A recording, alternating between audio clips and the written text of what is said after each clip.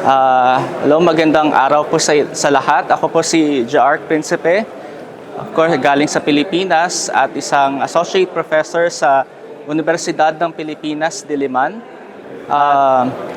Ako po ay isang associate professor sa Universidad ng Pilipinas, Diliman at kasalukuyang nandito sa Pakistan para sa isang konferensya or conference ng ICIT 2023.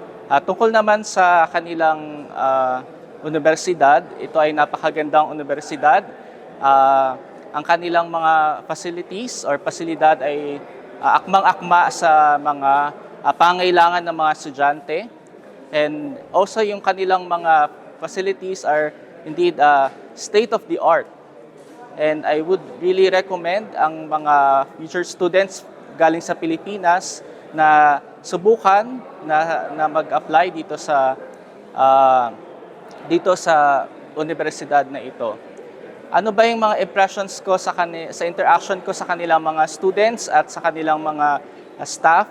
Lahat po sila ay mababait at very accommodating. At ibang-iba ito sa ating mga nababalitaan sa mga balita sa Pilipinas.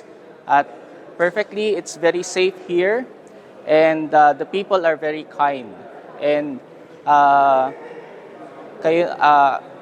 ito ay talagang aking inirekomenda na subukan po ninyo na pumunta dito sa Pakistan at maranasan kung gaano kakababait at accommodating ang mga tao dito. Yun lamang po, marami pong salamat.